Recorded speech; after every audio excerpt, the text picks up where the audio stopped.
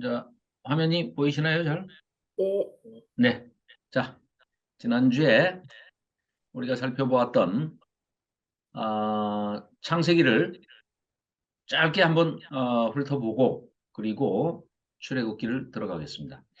그 이전에 우선 우리가 율법서라고 하는 모세 오경, 즉 창세기, 출애굽기, 레위기, 민수기, 신명기 이 다섯 권의 책을 전체적으로 한번 살펴보도록 하겠습니다.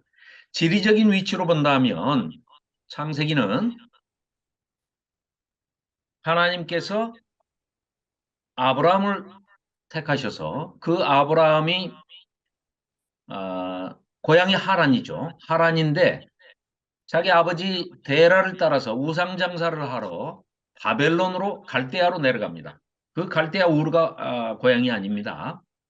그래서 고향은 하란, 핫담 아람이라고도 하는 하란이 고향이고 이 아브라함이 아버지를 따라서 아, 갈대아 우르, 바벨론이죠. 후에 바벨론이 되죠. 그 바벨론에 내려갔다가 거기서 1차 소명을 받습니다. 그래서 그 소명을 받고 고향인 하란으로 돌아왔는데 아버지 데라는 그냥 거기 자기 고향에 눌러 앉아버립니다. 그래서 거기서 2차 소명을 받아가지고 아브라함이 내가 지시할 땅으로 가라. 고향 친척 아비 집을 떠나 이렇게 얘기를 하잖아요. 그래서 그 말씀을 받들고 내려온 것이 가나안 땅으로 내려오죠. 그래서 그 가나안 땅을 약속을 하셨는데 그 땅에서 기근이 드니까 결국은 창세기는 그 후로 애굽으로 내려갔다가 또 이삭도 마찬가지로 아버지를 닮아서 가나안에서 애굽을 내려가고 하다가 결국은 야곱을 통해서 야곱의 자손 12아들 중에 요셉 11번째 아들인 요셉을 통해서 요셉이 애굽의 총리가 돼서 이 70인 가족을 초청을 하죠. 그래서 지리적인 위치로 본다면 가나안에서 애굽으로. 오늘 우리가 공부를 할 출애굽기는 말 그대로 애굽 탈출기입니다. 그렇기 때문에 애굽에서 어디로 가는 여정이냐? 율법을 하사해 주시는 하나님께서 직접 친히 율법을 주시는 이 시내산까지의 여정이 바로 출애굽기입니다. 그리고 우리가 흔히 옛 언약, 율법 이렇게 얘기할 때는 레위기가 그 중심에 있는 겁니다. 그래서 모세 오경의 중심이 레위기다. 즉, 이 레위기를 누가 주셨느냐? 누가 누구에게 주신 율법이고 언약이냐? 이렇게 했을 때 그 레위기를 주신 분이 하나님, 여호와 하나님이신데 그 하나님으로 말씀드릴 것 같으면 해서 소급해서 원점으로 돌아가서 말씀을 시작한 게 태초에 하나님이 천지를 창조하셨느니라 하고 창세기 1장 1절부터 근원부터 소급해서 시작하는 설명이 바로 창세기가 되는 거죠. 그래서 출애굽기, 그 출애굽을 해서 레위기를 시내산에서 받는 장면, 그것도 출애굽기에 기록이 돼 있고요. 그 레이기를 받아서 그걸 기록으로 남기고 모세가 아, 이 시내산 밑에서 11개월 5일을 머물면서 성막을 완성하고 레위기를 하나님으로부터 받아 적습니다. 그리고 지리적으로 본다면 민수기 신명기는 어떤 얘기냐? 이 시내산 출발해서 적과 꿀이 흐르는 약속의 땅, 가나안 땅으로 들어가는 그 과정에 광야에서 얼마나 이스라엘 백성이 패역하고 목이 곱고 말을 하나님의 말씀을 듣지를 않습니다. 광야에서 틀림없이 우리가 조금 이따 살펴보겠지만 출애굽기 24장을 보면 언약을 맺을 때 하나님께서 친히 말씀하시고 선포하시고 거기에 대해서 이스라엘 백성이 여출일구 한 목소리로 전부 아멘 하고 대답을 했어요. 그래 놓고 계속해서 불평과 불만을 터뜨립니다. 물이 없다고, 배고프다고, 만나를 내려주니까 그 다음에는 고기가 먹고 싶다고, 또 메추라기 고기를 내려주니까 이스라엘 백성이 어떻게 합니까? 패역한 이 백성이 해서는 안 될 말을 하죠. 차라리 애굽의 노예 시절로 다시 돌아가고 싶다. 그때가 좋았어. 하면서 애굽에 무슨 뭐 우리 매장할 땅이 없어서 묘지 쓸 데가 없어서 우리를 다 광야로 끌고 나와서 다 죽이려고 하느냐 하고 집단적으로 반발을 하고 거역을 합니다. 이런 패역한 이스라엘 백성들을 하나님께서는 한꺼번에 다 쓸어서 멸절해 버리시려고 했죠. 그때 모세가 아주 하나님 앞에 딱 엎드려서 중보기도를 함으로써 하나님께서 그 멸절하실 그 화를 거두시고 다시 연장해 주시고 하는 장면들이 여러 번 나옵니다만 결국은 그 출애굽한 1세대 즉 남자 숫자만 20세 이상 되어서 칼을 빼서 싸움을 할 수 있는 전쟁에 나갈 수 있는 전사, 병사 이 인구수가 60만 3,550명입니다.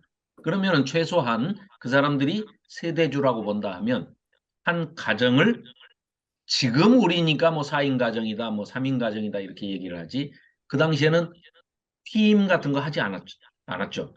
특히 하나님께서 이스라엘 백성에게는 생육하고 번성해라. 이랬기 때문에 이 사람들은 생육하고 번성하는 것이 하나님의 사명을 받드는 것이었기 때문에 이 사람들은 이스라엘 백성들은 뭐 평균 4인만 잡는다 하더라도 60만 명이니까 최하가 250만 명입니다. 5인 가족을 잡으면 300만입니다. 자, 그러면 여기서 쉽게 이제 설명을 드리면 자, 우리가 이제 이거 잠깐 공유 중지하고요. 우리 흔히 많이 들으셨죠? 국가를 이루려면 세 가지 요소가 필요하죠. 첫째가 뭘까요? 땅, 네, 영토, 땅, 예, 땅이 있어야 되겠죠. 땅. 그 다음에 인구, 그 땅에 살 사람들, 백성, 백성이 있어야죠. 그 다음에는 주권. 그렇죠. 주권이라는 것은 달리 얘기하면 통치권이라고도 할 수 있고 율법을 포함한 법이 있어야 이제 통치가 되지 않겠습니까? 그렇죠. 자, 이렇게 본다 하면 하나님께서 이스라엘 백성을 택하기 전에 제일 첫 번째 아브라함하고 언약을 맺으시죠. 그때 뭐라고 맺으셨죠?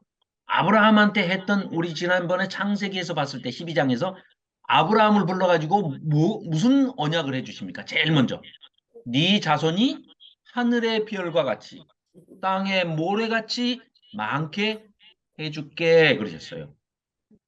그러면은 물론 하나님은 아브라함한테 한꺼번에 그냥 당대에 다 이렇게 약속은 안 하셨어요. 시간은 말씀하지 않으셨어요. 그래서 이삭 하나만 주셨지만 결국은 그 이삭을 통해서 많은 백성을 주겠다는 얘기는 많은 자손을 주겠다는 얘기는 방금 지금 국가를 이루는 나라를 이루는 3요소 중에 첫 번째 백성, 네, 국민을 이루겠다. 누구를 통해서? 아브라함의 후손이 아니면 안 되는 거예요. 하나님의 나라는. 자, 그래서 이 애굽이라는 인큐베이터에 집어넣어서 250만에서 최하 300만이 되는 백성으로 나라를 이룰 수 있는 백성으로 인큐베이팅을 한 겁니다. 키워냈어요.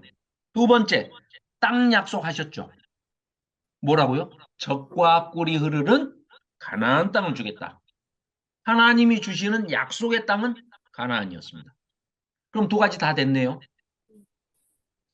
그러면 지금 창세기 마지막에 보면 요셉이 총리로 있으면서 거기서 요셉의 입간까지가 창세기의 끔 50장이었죠.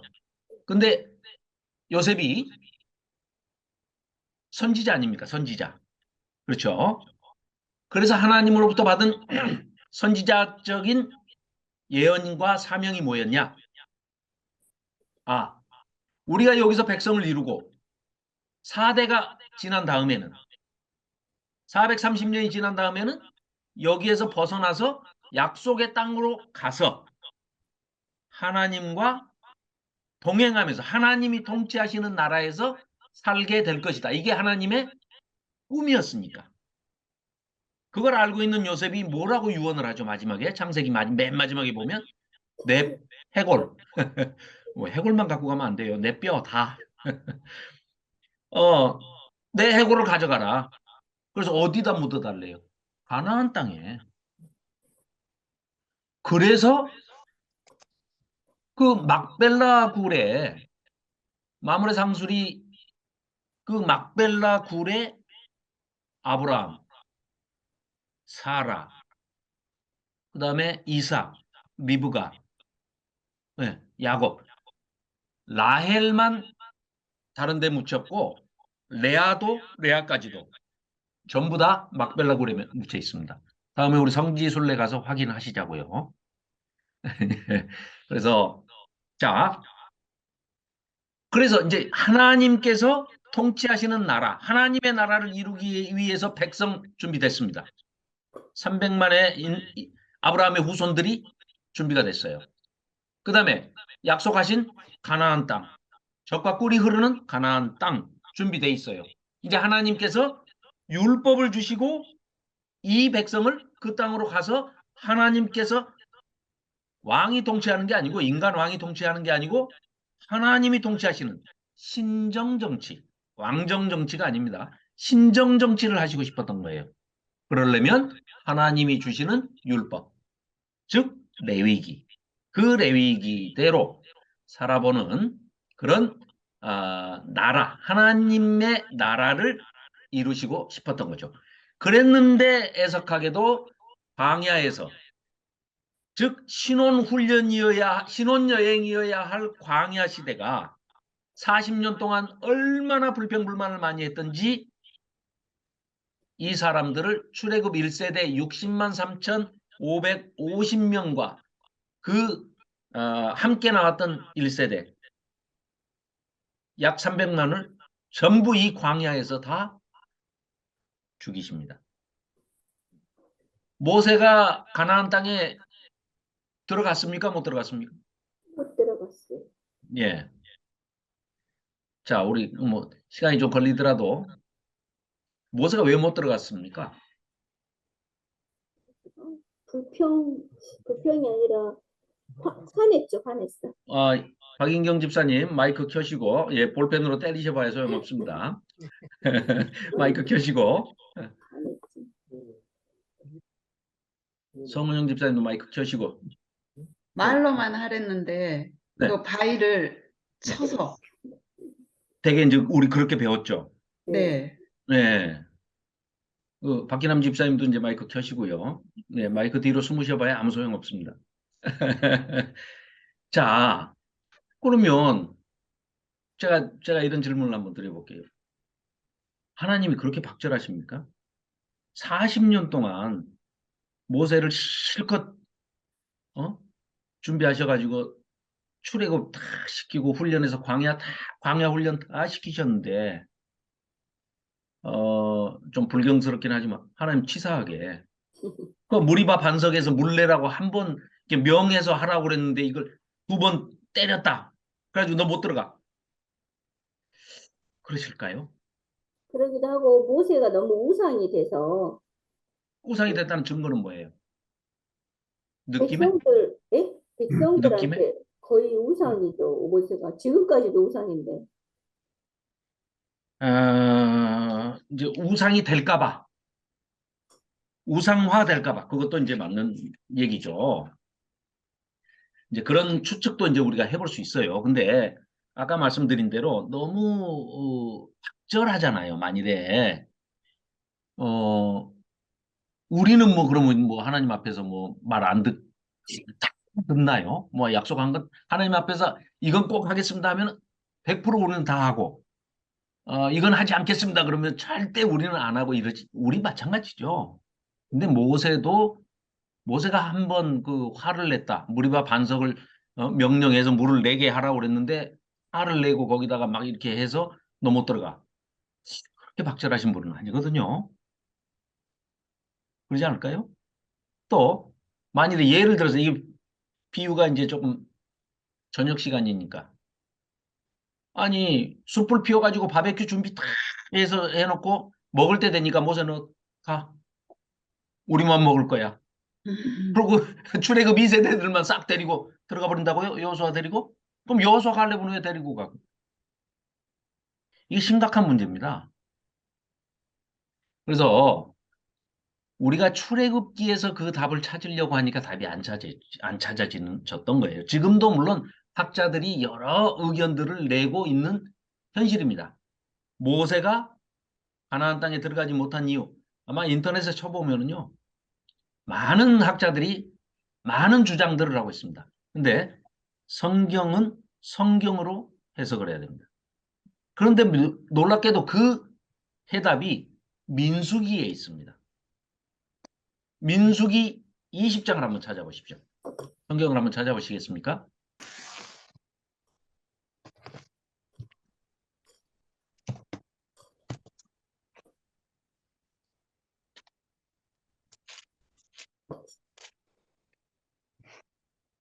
민수기 20장 10절부터 13절까지를 송은영 집사님 한번 읽어주시겠습니까?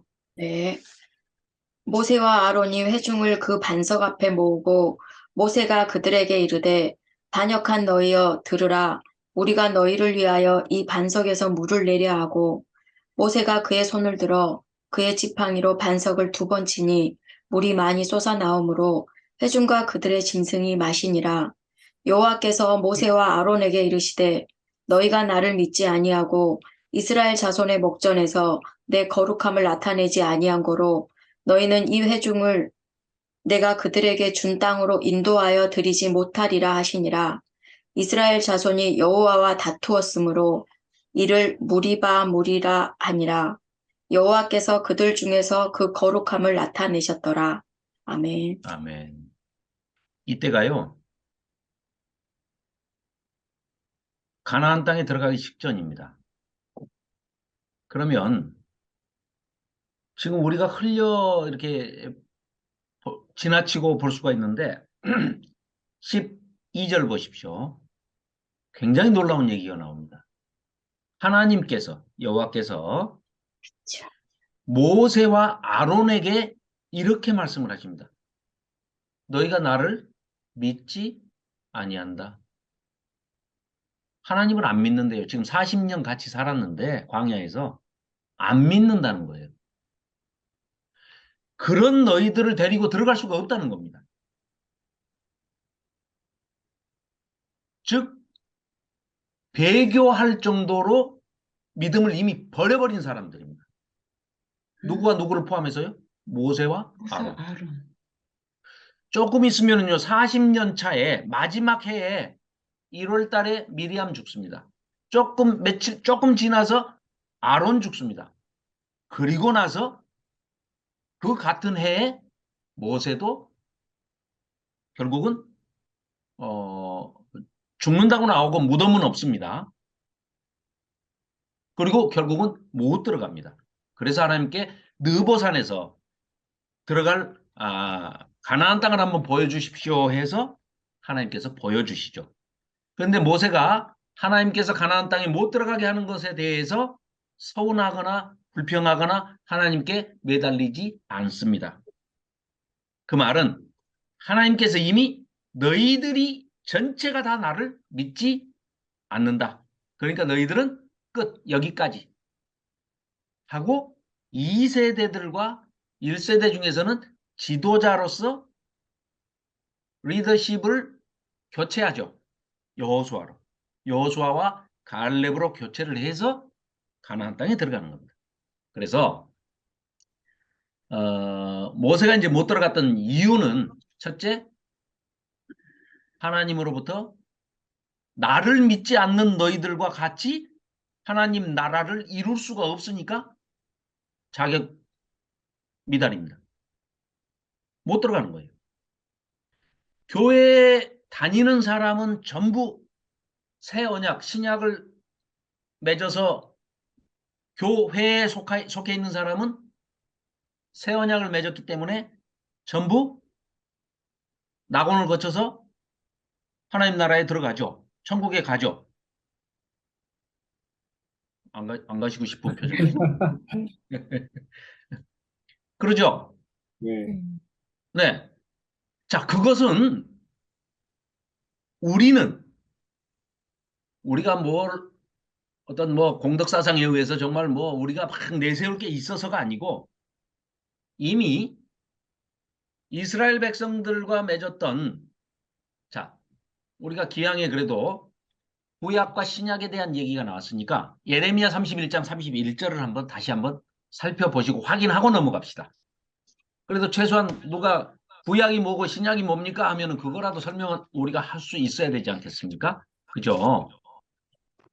예레미야 31장 31절부터 자, 33일 외우기도 좋죠. 33절까지 우리 민지 청년이 한번 읽어주실래요?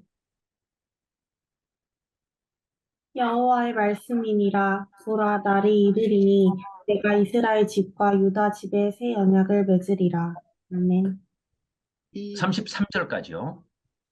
이 언약은 내가 그들의 조상들의 손을 잡고 애굽 땅에서 인도하여 내던 날에 맺은 것과 같지 아니할 것은 내가 그들의 남편이 되었어도 그들이 내 언약을 깨뜨렸음이라. 여호와의 말씀이니라. 그러나 그날 후에 내가 이스라엘 집과 맺을 언약은 이러하니 곧 내가 나의 법을 그들의 속에 두며 그들의 마음에 기록하며 나는 그들의 하나님이 되고 그들은 내 백성이 될 것이라. 여호와의 말씀이니라. 아멘. 자, 하나님께서 이렇게 말씀하십니다. 31절.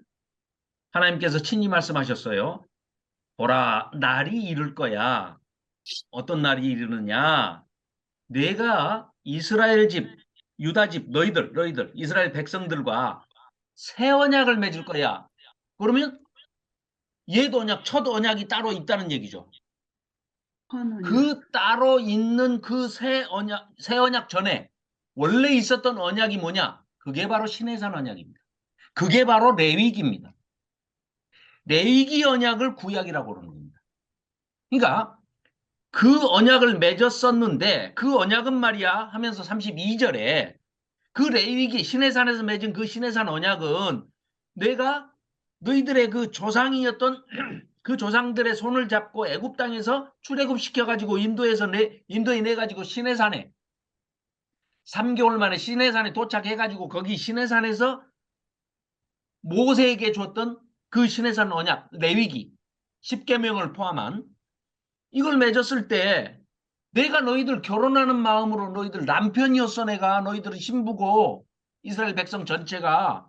그래서 내가 너희들의 남편이 되었어도 너희들이 어떻게 했다고요? 결혼하자마자 너희들이 바람 피웠잖아. 이 얘기입니다. 지금 하나님께서는. 너희들이 바로 나를 버리고 우상 숭배했잖아. 내 언약을 깨뜨렸습니다. 하나님 여호와의 말씀이니라. 그러시면서 그러니까 이제 안 돼. 우리나라 속담에도 그런 말 있죠. 님에다가 점 하나 찍으면 남이 된다고. 부부간에는 깨져버려요. 바람 나면. 그러니까 그거 그렇게 안 하시겠다는 거예요. 이제 자녀 삼아버리면 네가 바람 피워도 자녀야 그냥. 아들이 불효자 효자 구분은 있을지언정 아들과 아버지 사이는 안 깨지죠. 딸과 아버지 사이는 안 깨지죠. 내가 남편이었고 하나님이 내가 남편이었고 니들이 부인이었는데 니들이 섹시였는데 신혼 첫날부터 니들은 바람 피웠어. 그래 남이 돼버렸어. 그러니까 그거 안 하겠다는 거예요. 그래서 33절에 그러나 그날 후에 그 깨진 후에 내가 이스라엘 집과 맺을 언약은 새로 맺겠는데 어떻게 하냐? 곧 내가 나의 법을 율법을 내 레위기를 10계명을 그게 나중에 예수님께서 오셔서 뭐라고 그러십니까? 산상수훈으로 더 업그레이드 시키셔서 승화시켜서 말씀하시죠. 선포하시죠. 그런 것들을 그들의 속에 우리 속에 두며 교회를 포함합니다. 우리 속에 두며 우리들의 마음판에 아예 기록을 하겠다는 거예요. 마음판에 아주 돌판에 기록했더니 모세가 깨버렸죠.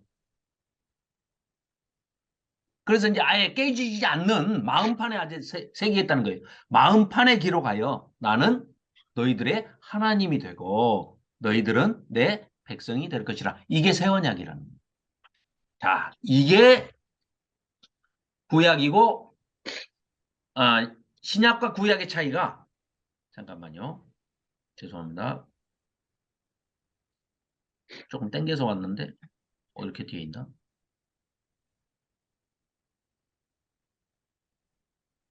네, 죄송합니다. 앞에 화면 한번 보실까요? 자, 이 신해산 결혼식이라고 얘기하고 신해산 언약식이라고 얘기를 하는데 하나님께서 이걸 결혼식이라고 그날 자기가 남편이 됐다고 지금 하나님이 직접 말씀하시잖아요. 그래서 이걸 신해산 결혼식이다. 그리고 그 결혼 서약이 바로 레위기다. 이런 얘기인데 자, 출애굽기 오늘 공부할 24장 한번 찾아볼까요? 1절부터 8절까지를 송은영 집사님께서 한번 읽어주시기 바랍니다. 출애굽기 24장 네, 1절부터 네, 8절까지 말씀입니다. 네.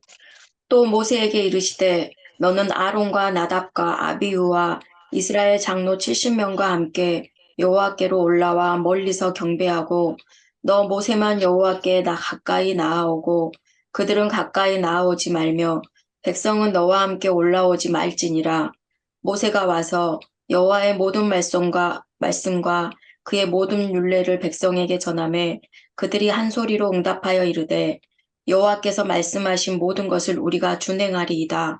모세가 여호와의 모든 말씀을 기록하고 이른 아침에 일어나 산 아래에 제단을 쌓고 이스라엘 12지파대로 12기둥을 세우고 이스라엘 자손의 청년들을 보내어 여호와께 서로 번제와 화목제를 드리게 하고 모세가 피를 가지고 반은 여러 양푼에 담고 반은 제단에 뿌리고 언약서를 가져다가 백성에게 낭독하여 듣게 하니 그들이 이르되 여호와의 모든 말씀을 우리가 준행하리이다. 모세가 그 피를 가지고 백성에게 뿌리며 이르되 이는 여호와께서 이 모든 말씀에 대하여 너희와 세우신 언약의 피니라. 아멘. 아멘. 자, 보십시오. 이 모세를 통해서 시내산 언약을 맺었을 때 3절에 보십시오. 모세가 와서 이 여호와의 하나님의 모든 말씀과 그 모든 율법을 레위기를 10계명을 포함한 레위기를 백성에게 전했습니다. 그랬더니 누가? 백성들이 한 목소리로 아멘하고 응답했어요. 그러면서 뭐라고 그래요? 여호와께서 말씀하신 모든 것을 우리가 가끔 지킬게요. 그랬어요? 다 지킨대요. 준행하리이다. 아멘 했습니다. 그러고서 피로 이제 그 당시 동물을 반으로 딱 쪼개가지고 그 피 사이로 지나가는 게 언약식이거든요. 안 지키면 죽는다. 결국 이 사람들 어떻게 됐습니까? 광야에서 다 죽었잖아요. 왜요? 안 지켰으니까. 하나님이 잔혹하시다고요? 아니요. 하나님께서 세우신 법은 어기는 사람들한테는 반드시 그 죄값을 묻습니다. 그래서 공의의 하나님이시고 심판하시는 하나님이죠. 그런데 또 한없는 사랑으로 기다려주시기도 합니다. 그렇지만 이 사람들은 하나님 나라를 세우는데 정면으로 반대를 하는 사람들이에요. 그리고 배역한 사람들입니다. 그래서 결국은 이 사람들은 7절에도 언약서를 가져다가 백성에게 낭독하여 듣게 하니까 이 백성이 전부가 여출일고 한 목소리로 여호와의 모든 말씀을 우리가 준행하리이다. 아멘 했습니다. 그럼에도 불구하고 이 언약의 피를 뿌리고 언약을 세웠는데 듣지 않습니다.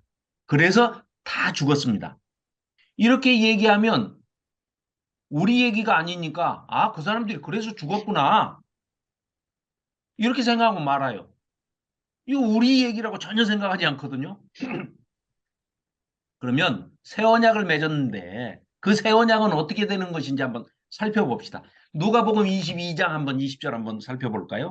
저 뒤에 신약에 가서 134쪽입니다. 예.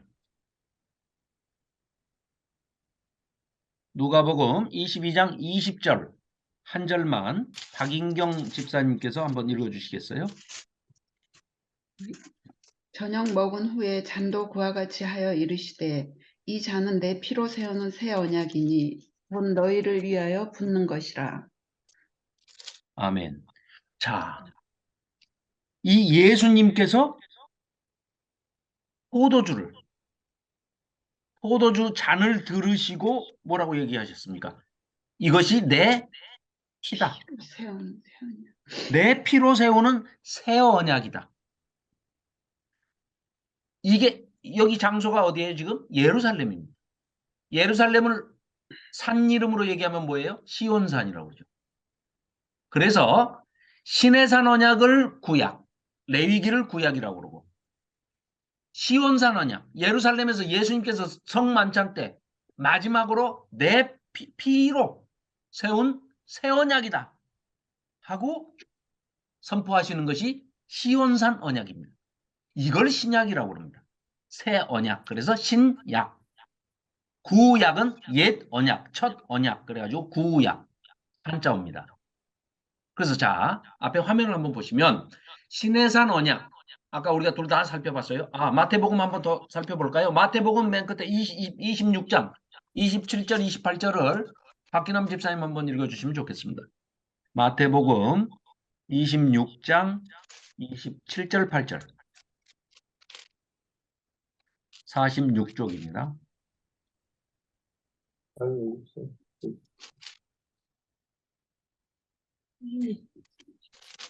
26장 7절 27절. 27, 28. 네네. 27. 또 단을 가지사 감사 기도하시고 그들에게 주시며 이르시되 너희가 다 이것을 마시라.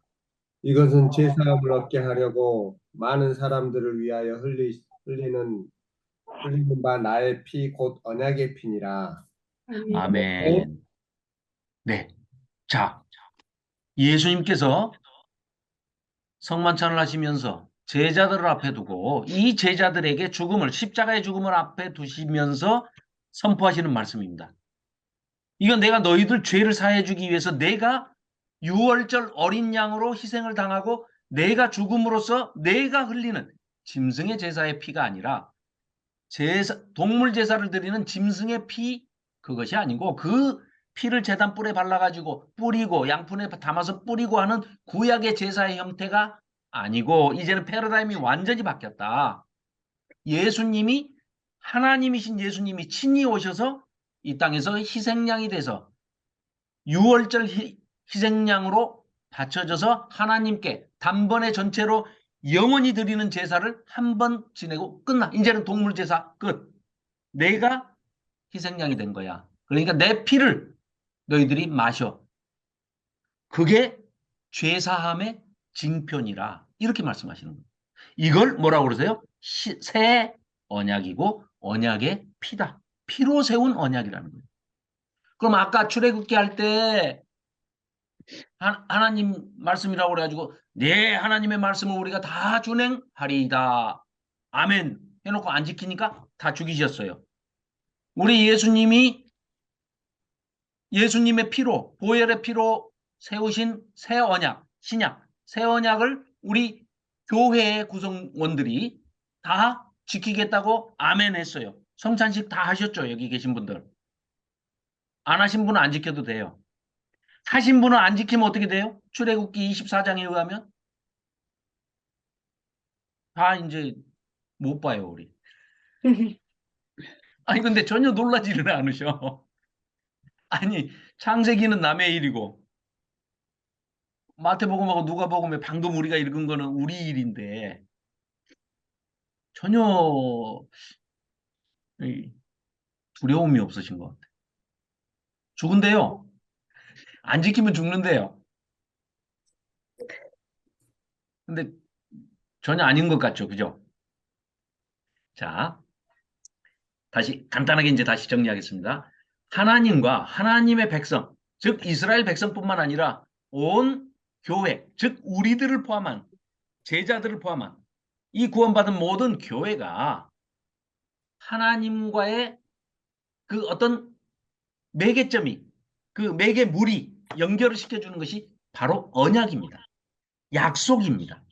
그 은혜의 언약이라는 도구를 통해서 하나님께서 우리를 구원해 주시는 겁니다. 그러니까 약속은 맺을 약자에다가, 약속할 때 그 약자에다가 속자가 무슨 속자냐면요, 묶을 속자입니다. 약속이란 건 서로 묶이는 겁니다. 자, 아주 간단한 사람들 사이의 약속마저도 서로 끈으로 연결되어 있는 거죠. 묶이는 거죠. 자, 금요일 8시에, 저녁 8시에 우리가 줌에서 모입시다. 그래서 성경 공부를 합시다. 이렇게 해놓고 제가 어디 가버려. 약속 안 지키고. 그럼 여기 계신 분들이 다 오셨다가, 이거 뭐야? 이 사람 약속도 안 지키고. 내가 그 약속의 줄을 나 혼자 잘라버릴 수가 없는 거잖아요. 그죠? 하나님의 은혜의 약속이라는 그 약속 자체가 속박할 속자입니다. 묶을 속자예요. 묶인 거예요. 그런데 마치 유행가 가사처럼 하나님의 사랑의 줄로 또 묶인 겁니다. 약속은 항상 우리를 억압하고 우리의 자유를 통제하고 제한하는 속박의 도구가 아니고 사랑의 줄이기도 하다는 거예요. 그 줄을 통하지 아니하고는 우리가 구원받을 길이 없다는 거예요. 전혀 그 감동하시는 눈치가 없네. 자, 예. 자, 그렇게 하고 다시 자, 창세기로 잠깐 우리가 이제 돌아가서 살펴보고 출애굽기를 들어가도록 하겠습니다. 출애굽기 2번에 걸쳐서 마무리를 하도록 그렇게 이제 준비를 했습니다. 자, 우선 첫째, 창세기는 네 가지 기억하자고 그랬죠. 자, 앞에 화면 보시면 1장부터 11장까지는 원역사라고 그래서 1부 이렇게 나누고 12장부터 50장까지 창세기는 2부 이렇게 나눌 수가 있는데 1부, 2부는 첫째 기억하셔야 할 게 1부 4가지, 2부 4가지 이렇게 생각하시면 됩니다. 창세기. 자, 처음 하나님께서 창조주 되시는 하나님이 사실은 성령 하나님, 성부 하나님, 성자 하나님 이 성삼위 하나님은 상호 역동적인 관계로 서로 이렇게 그 끝없는 운동을 하셔요. 이걸 이제 신학적인 그 전문 용어로는 페리코레시스라고 그러는데 삼위일체. 하나님은 자 성부가 성자냐? 아니에요. 괜히 어려운 얘기를 꺼냈나? 자, 삼위일체 설명하기가 굉장히 어렵습니다. 수많은 학자들이 삼위일체 잘못 설명하다가 이단들이 다 태어난 거예요. 양태론적 이단. 뭐 이런 얘기 많이 들어보셨을 거예요. 옛날에. 공부를 잘못 배워가지고 이제 그런 목사님들이 그런 설명들을 했죠. 자기 자신을 가리키면서 내가 교회에 오면 목사고 집에 가면 아빠고 자기 부모님 댁에 가면은 아들이고 뭐 이런다. 이거는 양태론적 이단입니다.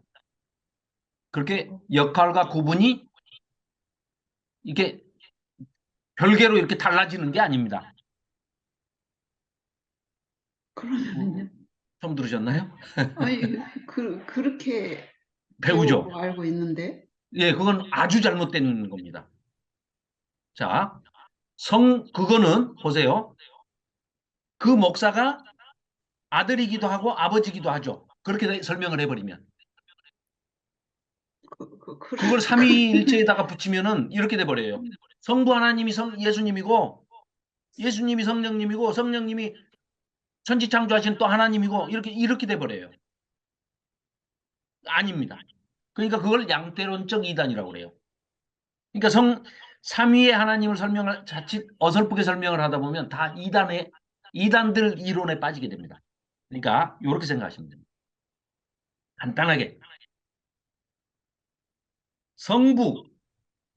성부께서 그러니까 우리가 아버지라고 부르는 성부께서 하나님이냐? 오케이, 예, 맞습니다. 하나님입니다.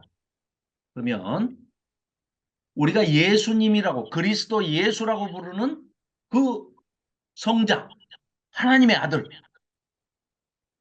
아들이라고 인자는 이렇게 자기 소개를 그렇게 하시잖아요. 예수님께서.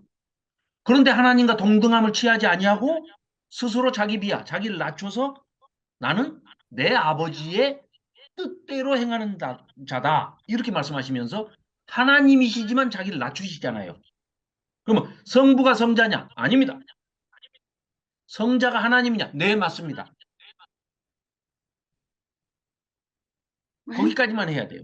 그 다음 성령님은 자, 성령 하나님은 그러면 성령님은 우리를 보호해 주시고 은혜 주시고 생각나서 깨우쳐서 가르쳐 주시는 보혜사, 보호하고 은혜 주시고 가르치는 스승사자를 써서 보혜사 성령님은 하나님입니까? 예, 맞습니다. 그럼 성령님이 예수님입니까? 아니요. 성령님이 하나님 아버지십니까? 아니요. 이래야 맞는 거예요. 그러니까 아까 목사가 아버지가 됐다가 아들이 되는 것은 아니라는 거예요. 그렇게 설명하면 오해가 더 생겨요. 이제 나중에 특강으로 따로 삼위일체에 대해서 이제 공부를 한번 하겠습니다. 우리 이제 김현숙 권사님하고 송은영 집사님하고 이제 이분들은 3년 전에 하셨는데 또 잊어버리셨을지도 모르니까 한번 날을 잡아서 다시 한번 하겠습니다. 자, 근데 3위는 이해가 가는데 네? 자, 네? 구집사님 말씀하시오. 아, 예. 고집사님, 예, 네, 뭐 하실 말씀 있으면 말씀하십시오. 삼위일체로 이렇게 들었는데요. 네네네. 그 방금 설명하신 것은 3위는 이해가 가는데 네네. 그 3위가 한 분이시라고 그랬잖아요. 네네. 일체. 근데 지금 자, 예, 3위에서 아까 양태론적 이단이 왜 이단이냐 하면 3위만 강조를 하다 보면 삼신론이 돼버려요. 신이 예, 세 사람이 돼버립니다. 예, 그 다음에 일체만을 강조를 하다 보면 모나르키아니즘이라고 그래가지고 일신론에 빠지게 됩니다.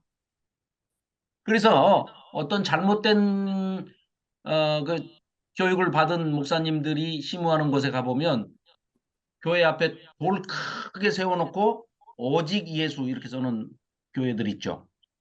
네, 지나가다 보면. 네, 그게 다 일신론에 빠진 잘못된 교리를 신봉하는 사람들입니다. 오직 예수만 가지고는 그럼 누구한테 간다는 거예요.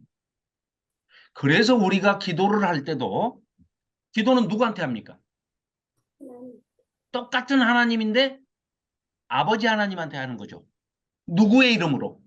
예수, 예수, 아들 하나님이신 예수님의 이름으로 누구의 인도함을 받아서? 성령 하나님의 인도함을 받아서. 기도 자체도 그렇게 성삼위 하나님이 드러나셔야 되고 영광을 받으셔야 된다는 겁니다. 그런데 오직 예수 아니라는 거죠. 자, 유대교는 유일신입니다. 유대교는 지금도 유일신입니다. 누구만 믿어요? 하나님, 하나님만. 자기들은 누구의 후손들이에요? 아브라함의 후손들. 그러면 우리를 구원해줄 유대교가 하는 말은 우리를 구원해줄 메시아가 지금 나타났어요? 안 나타났어요? 안 나타나지. 안 나타났다고 생각하는 거예요. 그러니까 예수님을 부정하는 거예요. 예수님은 그냥 선지자 중에 한 사람이다. 이렇게 하는 겁니다. 그게 유일신 사상이에요. 신은 한 분뿐이다. 그러니까 성령도 필요 없고 그 사람들은. 예수님도 그냥 선지자 중에 한 사람일 뿐이다. 이겁니다. 무슬림은 2위죠. 2위. 알라. 하나님. 여호와 하나님 한 분 계시고 그 다음에 누구예요? 마호메트. 하늘로 승천한. 그 이삭을 바쳤던 그 번제물로 바쳤던 모리아산의 그 반석, 시온산 반석, 그 위에다가 황금돈 사원을 지은 거 아닙니까, 지금? 이스라엘에 가면 요르단 쪽에 있는. 요번에 그 저기 조희정 집사님 가서 보셨나요?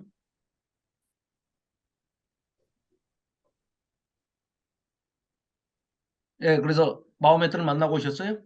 아니요. 못 그 봤어요. 황금돈 사원에 못 들어가셨나요? 네, 보시기만 하셨구나. 뚜껑만. 네. 멀리서 모리아산 위에 서 있는, 시온산 위에 서 있는 그 사진 봤어요. 예, 그 저기만 보셨군요. 예, 거기는 이제 지금 무슬림들이 이슬람이 차지하고 있는 거죠. 그래서 이제 그 방금 고 집사님 그 말씀하신 대로, 근데 삼위가 어떻게 해서 하나냐? 그러면 아까 말씀드린 대로 가운데 구심점이 그 페리코레시스라고 하는 그 구심점이 바로 하나님이라는 거죠. 그 하나님이 역할을 따로 떼어내서 이렇게 해주신 게 아니라는 거죠. 그걸 헷갈려서는 안 된다는 겁니다. 자, 그래서 삼위일체에 대해서는 조금 더 이제 제가 만들어 놓은 PPT 자료도 있고 하니까 그걸 가지고 언제 잠깐 한번 말씀을 더 좀 나누고 질의응답하는 시간을 갖도록 하겠습니다. 자, 그래서 창세기 1부에서는 그 하나님께서 피조물을 만드시기 전에는 창조주 하나님한테는 시간과 공간과 물질이 필요하지 않습니다. 그 무한하신 하나님이 일부러 우리를 3차원 세계의 피조물로, 이 온 우주를 피조물로 만드시면서 3차원의 제약을 부시고 거기에 우리 인간을 창조하시면서 스스로도 제약을 받으실 필요가 전혀 없는 분이 스스로 원해서 제약을 받으러 들어오시면서 우리와의 관계를 맺고 싶으신 겁니다. 그것은 우리가 다 알다시피 어떤 관계예요? 사랑의 관계입니다. 그래서 하나님 1장부터 11장까지는 하나님이 우리를 창조하시고 창조하시자마자 우리에게는 무한한 자유를 주셨습니다. 자, 자유의지와 선택의 자유를 주셨는데 그 자유의지와 선택의 자유를 가지고 하나님을 떠날 수도 있는 자유까지를 부여해 주신 겁니다. 굉장히 위험한, 어떻게 보면 도박이죠, 도박. 근데 이제 도박이라고 얘기하면 좀 불경스러운 표현이고 하나님은 다 아시죠. 전지하시고 전능하시기 때문에 다 알고 계시는데 인간의 타락까지도 다 알고 계셨죠. 그래서 구원 계획까지도 다 그때 세우신 거죠. 창세 전에 이미. 그래서 이제 인간이 사탄의 뱀의 유혹에 넘어가게 되죠. 그래서 바로 타락하고 맙니다. 그 타락을 한 것에 대해서는 하나님은 반드시 심판을 하시는 분이기 때문에 노아의 홍수로 노아 때 8식구를 제외하고 온 인류를 멸하시는 그런 심판을 행하시죠. 그러니까 창조와 타락과 심판 그리고 민족의 분산. 이 노아의 후손들이 또 한 군데에 집결해서 바벨탑을 쌓으면서 앞으로 또 물로 심판하실지 모르니까 우리가 비가 오면 똘똘 뭉쳐서 이 탑이 하늘에 닿게 쌓아서 이 탑에 모이자. 이런 하나님을 대적하는 그런 악한 의도를 가지고 바벨탑을 쌓는 그 불경스러운 일을 도모하기 시작하죠. 악을 도모하기 시작합니다. 그리고 악이 팽배해지고 사람을 살육하는 기계, 즉 무기를 만들게 되고 그 무기를 활용해서 힘이 없는 자를 힘이 있는 자들이 억압하고 자기들 눈에 보기에 아름답고 보기 좋은 것은 전부 빼앗아서 부인을 삼아버리고 자기 것으로 소유로 삼아버리는 이런 타락의 극치로 이 죄악상들이 끊임없이 확장되어 나가는 것을 보시다 못해 무지개 언약을 주셨음에도 불구하고 그 언약을 하나님의 언약을 믿지 아니하고 민족들이 조직적으로 모여서 악을 도모하기 때문에 하나님께서는 하나님이 가장 싫어하시는 혼잡한 그 방법을 이 인간들에게 적용해서 언어를 혼잡하게 만드십니다. 그래서 서로 말이 통하지 않게 해서 온 땅에 흩어 보내시죠. 그걸 분산이라고 그러죠. 또 우리가 이 분산 얘기를 하니까 그러는데 디아스포라 유대인 그렇게 얘기하죠. 온 세계에 또 우리 대한민국 사람들이 또 전 세계 어디를 가나 중국 사람들 못지않게 화교들 못지않게 어디 가나 아주 잘 삽니다. 심지어는 정말 오지 이런 데도 한국 사람이 와 있을까 싶은데도 가서 보면 한국 식당이 있어요. 네, 김치찌개 그런 데서 먹는 김치찌개는 또 왜 이렇게 맛있는지 그 정도로 한국 사람들도 적응력이 굉장히 강합니다. 그런데 유대인들이 이제 원조죠, 원조. 그걸 디아스포라 유대인이라고 그러잖아요. 디아라는 거는 다이아 하나로 묶다 이런 뜻이고 다이아그램 뭐 그러죠? 다이아. 그다음에 스포라가 무슨 뜻이냐면요. 우리 영어로 왜 머리에다 뿌리는 거 뭐라고 그래요? 스프레이. 향수 같은 거 스프레이 그러죠. 그 스프레이가 어디서 나오는 스포라에서 나오는 얘기입니다. 디아스포라라는 말이 헬라어인데 한 민족을 물로 이렇게 얘기하면 스프레이 뿌리듯이 쭉 온 세계에다가 스프레이 뿌리듯이 쭉 뿌려놨다 해가지고 디아스포라 헬라어입니다. 예. 그게 스프레이 거기에서 영어 스프레이가 나온 겁니다. 그래서 한국인들도 굉장히 유대인들하고 그런 점에서는 흡사합니다. 굉장히 민족성이 강하고요. 어디 가든지 적응을 잘하고 여러분들 잘 안 믿으실지는 몰라도 세계에서 가장 IQ가 높은 민족이 누구라고 알고 계시죠? 한국 사람. 대한민국. 한국 사람. 몇 정도 될 것 같아요? IQ가? 250. 네. 평균. 네, 250은 뭐 200. 평균. 평균 109입니다. 109. 세계에서 제일 높아요. 대한민국 사람들이. 평균 IQ가. 근데 109예요. 세 자리 숫자예요. 세 자리 숫자. 그런데 더 높은 사실은 그 민족이 하나 있는데 나라가 있는데 싱가포르예요. 근데 싱가포르는 인구가 얼마 안 되잖아요. 도시국가고. 그래서 이제 그 사람들은 금융의 허브고 또 똑똑한 사람들을 모아놓은 그런 어떤 하나의 집단이다 이렇게 봐가지고 근데 그래봤자 이 차이밖에 안 나요. 우리하고. 그 소수. 그래서 싱가포르는 나라로 치지 않고 그냥 도시국가로 해서 빼버리고 전 세계에서 머리가 가장 좋은 민족이 이 사우스 코리아입니다. 남쪽. 2위가 북한입니다. 북한 사람들 되게 멍청하다고 생각하시면 큰일 납니다. 그래서 아무튼 남북한을 통틀어도 1등입니다. 굉장히 똑똑한 사람들이에요. 뭐 여기 계신 분들 보시면 그냥 알 수 있지 않습니까? 전혀 동의하지 않으시네요. 자, 그래서 원역사 그러면은 하나님께서 창조를 하셨는데 사랑을 나누고 싶어서 인간을 만들었어요. 그 인간을 만드실 때 첼렘과 데무트 형상 모양과 형상을 따라서 누구의 모양과 형상을 따라서 하나님의.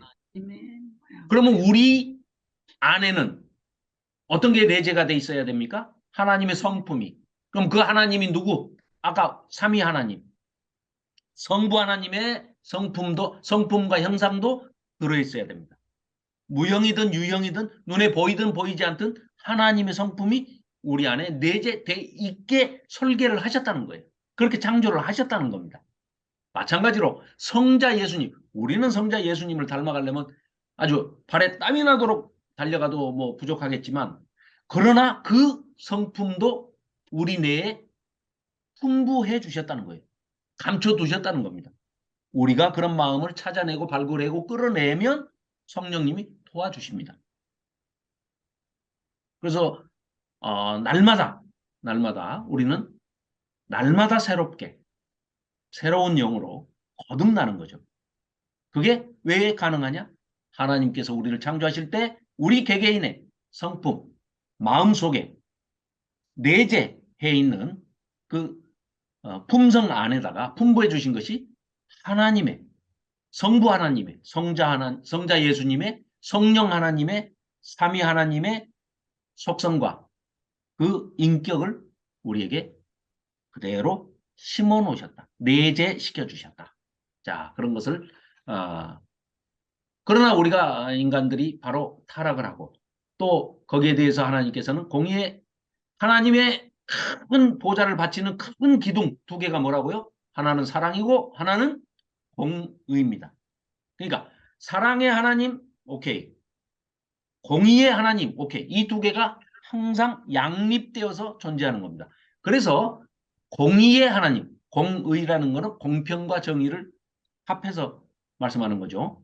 공의의 하나님이면서 사랑의 하나님이신 그 하나님은 불의한 것을 보고 그대로 넘어가지 않으십니다. 그래서 인간들이 조직적으로 죄를 짓고 죄가 관영해지고 온 세상에 팽배해서 도저히 하나님께서 더 이상 인간들이 존재 가치가 없다. 더 이상 살려둬서는 악을 행할 뿐이지 도무지 가능성이 보이지 않을 때 멸하십니다. 멸절하시는 방법이 노아의 홍수 심판이었습니다. 그리고 바벨탑 사건으로 이 조직적으로 하나님을 대적하는 이 무리들에게 전부 스프레이, 분산시켜 버립니다. 그래서 디아스포라, 온 세계에 편만하게 합니다. 그러나 제2부에 가서 12장부터 50장까지에는 그 하나님께서 분산시켰던 민족들 중에서 딱 한 사람을 눈여겨 보십니다. 그 사람이 바로 믿음의 조상이고 복의 근원인 아브라함입니다. 그 아브라함을 택하셔서 그 아브라함과 동행하시면서 직접 말씀을 건네시죠. 그렇게 해서 서로 아브라함 시대에는요. 성경이 없었습니다. 예배당도 없었습니다. 그렇기 때문에 하나님께서 율법도 없었습니다. 동물 제사가 없었어요. 그러나 하나님과 동행하면서 아브라함이 가는 곳마다 제단을 쌓았다라고 성경은 기록하고 있습니다. 우리에게 알려주고 있습니다. 그것은 그 아브라함은 누구한테 배웠을까요? 제사를. 하나님이 알려주신 적은 없는데. 자기 조상 아담에게서 배웠겠죠. 아담의 에덴 동산에 쫓겨날 때 하나님이 제사하는 법 안 가르쳐 주셨죠. 그렇지만 아담이 나와가지고 에덴 동산에서 쫓겨나가지고 동쪽으로 쫓겨나잖아요. 에덴의 동쪽 그런 영화도 있죠. 옛날 제임스 딘 나왔던. 왜 동쪽이에요? 동쪽으로 쫓겨났어요. 그래서 회복을 하면 이제 어디로 들어가야 돼요? 동서남북 중에 어디로 가야 회복이 돼요? 동쪽으로. 왜 성막, 이따 성막 배울 텐데 성막의 문이 어디예요? 동쪽. 아, 삥 돌아서. 아니 삥 돌아서 서쪽으로 가는 게 아니고 에덴 동산에서 네, 아담이 범죄해가지고 하나님으로부터 쫓겨나죠. 네, 그때 동쪽으로 쫓겨났다고요. 네. 그러면 이 에덴 성전을 다시 회복하려면 동쪽으로 돌아야죠. 그래야 회복이 되는 겁니다. 쫓겨났던 대로. 뺑 돌아가지고 이쪽으로 서쪽으로 간다고요? 아니 그거는 우리 생각이고 하나님께서는 동쪽으로 쫓겨났으니까 이쪽으로 다시 들어와서 회복을 시켜야 됩니다. 그래서 성막의 설계도의 성막 문도 동쪽에 있는 거예요. 그래서 솔로몬이 예루살렘 성전을 지을 때도 문을 동편에 둔 겁니다. 거기로 쫓겨났으니까 거기로 들어와서 회복을 해라 이거예요. 구원이. 음. 자, 에덴 동산에서 쫓겨날 때 하나님께서 옷을 해 입히죠. 죄가 들어와가지고 수치스러움을 알아버렸어요. 그러니까 그 옷을 해 입힐 때 누가 죽었나요? 네, 양이 죽었죠. 양 한 마리가 죽었어요. 그래서 하나님이 설명을 하셨다는 얘기는 전혀 없는데 한 줄로 그냥 간단하게 돼 있는데 아담과 하와가 에덴 동산에서 동쪽으로 쫓겨날 때 말없이 하나님께서 양을 아무 죄 없는 양 한 마리를 죽였어요. 피가 철철 흘렀겠죠. 그 가죽을 벗겨냈어요. 그래서 그걸 물로 깨끗이 씻어가지고 제단을 해서 아담과 하와에게 치마를 입혀서 내보냈어요. 수치를 알게 됐으니까 이제 부끄러움을 가리라고. 그렇게 해서 두 사람을 내쫓았어요. 그런데 성경은 그 다음에 어떤 걸 기록하고 있습니까? 아들들이 둘이 있는데 가인과 아벨이라. 그 가인과 아벨이 뭘 드리다가 쌈나죠? 하나님께 제사 드리다가. 그 사람들은 어디서 제사를 배웠습니까? 레위기도 없는데. 모세가 율법 한참 뒤에 봤는데. 3000년 뒤에 봤는데. 아담과 하와 자기 엄마 아버지한테 들은 얘기가 그 얘기죠. 우리가 죄를 지었더니 선악을 알게 하는 나무의 실과를 따먹었더니 엄한 아무 죄 없는 양이 대신 희생당했다. 거기서부터 예수님의 그림자가 보이는 거죠. 그래서 희생양으로서 오실 메시아가. 그래서 그 양이 희생당하고 그 가죽을 얻어서 우리가 수치를 가렸다. 이게 제사거든요. 그러니까 동물을 잡아서 제사를 드렸던 거죠. 근데 가인은 농사를 짓는 자니까 곡식 가지고 했어요. 그 재물이 잘못된 게 전혀 아니죠. 재물 아무 문제 없습니다. 레위기에도 모세에게 레위기를 주실 때 뭐라고 그럽니까? 소제. 5대 제사에서 소제가 있지 않습니까? 소제는 뭐예요? 곡식 가지고 흰 가루 빻아서 밀을 빻아서 보리를 빻아서 제사를 드릴 수 있게 허용을 하나님이 직접 해주신 겁니다. 그러니까 곡식은 문제가 아니고 사람이 문제라는 거죠. 제사 드리는 자의 문제라는 거죠. 제사 드리는 자가 가인과 아벨이 똑같이 제사를 드리는데 가인은 어때요? 자기 제사를 하나님이 안 받으셨다고 화가 나서 미움과 증오로 동생 아벨을 쳐 죽일 정도의 성품을 가진 자인데 그런 자의 예배를 내가 제사를 받겠느냐? 안 받으시는 거죠. 자, 이런 그 조상들의 얘기가 그때는 이제 되게 900년 평균 연령이 912년이니까 900년씩 살 때니까 또 그 후손들이 쭉 10대까지 내려오죠. 그리고 이제 노아의 또 후손들에서 쭉 내려오다가 아브라함도 역시 그런 조상들의 유훈을 쭉 받아서 제사를 지내고 있는 과정에서 하나님을 직접 만난 겁니다. 그래서 하나님을 만나서 직접 대화를 나누고 하나님께 제사를 가는 곳마다 드리게 됩니다. 그래서 나중에 성막 설계도를 보면 제일 먼저 성막 문을 열고 동쪽 문을 열고 들어가면 만나는 곳이 번제단입니다. 그 번제단은 누구를 상징한다고요? 바로 믿음의 조상인 아브라함을 상징하고 있습니다.